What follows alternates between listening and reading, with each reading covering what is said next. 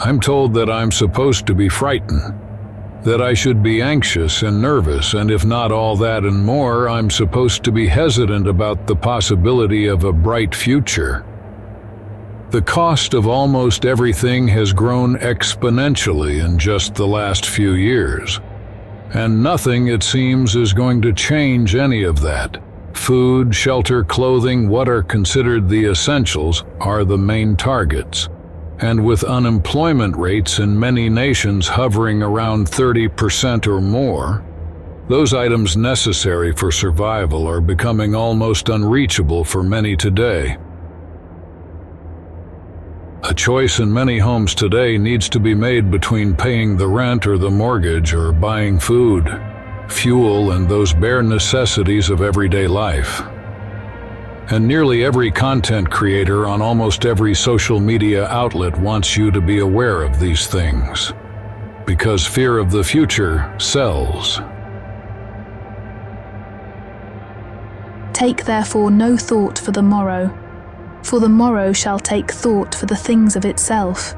Sufficient unto the day is the evil thereof. Concern for loved ones causes that verse within us who are hid in Christ to take on a very serious meaning. For it is not this life that should overly concern us, but the life to come. It doesn't take much research to see the truth of what I was hesitant to write or make videos about only 4 or 5 years ago, that we are indeed in the beginnings of sorrows.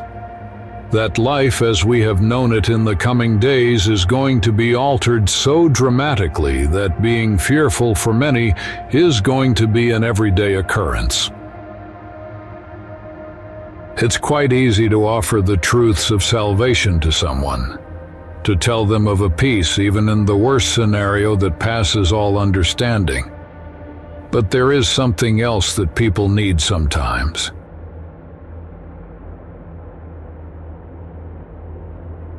If a brother or sister be naked, and destitute of daily food, and one of you say unto them, Depart in peace, be ye warmed and filled, notwithstanding ye give them not those things which are needful to the body, what doth it profit?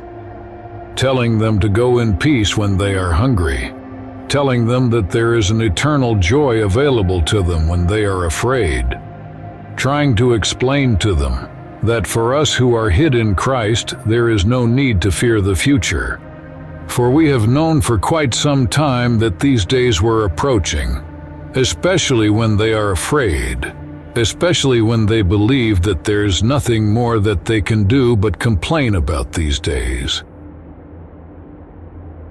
Those who are unrepentant we are to deal with, so to speak, differently than we do with those who we are sure are our brothers and sisters in Christ. And it is sad to say this, but there are many of them who are just as fearful as the unrepentant are in these days. One would think, or at least hope, that they learned their lesson after the supposed pandemic, when they put their masks on, when they bumped elbows instead of offering the hand of fellowship, when they agreed to lock the church doors. But that is not true of many of them, and saying to them, "Why do you fear?" is not going to help them. The best analogy, the best example that I can give you at this time when you meet these people is to remember that, in part, they are like the man in this verse was. And straightway the father of the child cried out, and said with tears, Lord, I believe, help thou mine unbelief. My friends, with some of your brothers and sisters in Christ, encouragement must come before words of conviction. Some of them in certain ways, when it concerns these evil days that we are in, are like that bruised reed, or that smoking flax. Now unto him that is able to keep you from falling, and to present you faultless before the presence of his glory with exceeding joy. Some of us as those who can see and accept what is approaching. can at times wrongfully judge those who either cannot or will not fully accept the truths of these days. They are afraid, and you must not unknowingly increase their fear by your knowledge of what is approaching.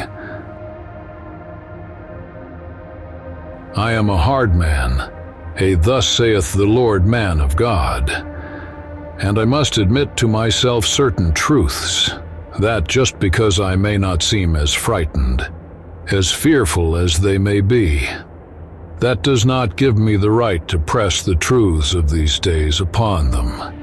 Many of those who are born again are that smoking flax, that bruised reed, and hard scriptural truths are not always what they need to hear. Encouraging words are.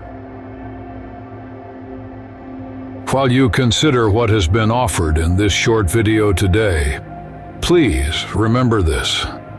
Not everyone who is born again is called to be in the forefront of the battle. Not everyone is sent to the wall to call out the warnings. But that does not mean that those who are not are loved any less by the Almighty.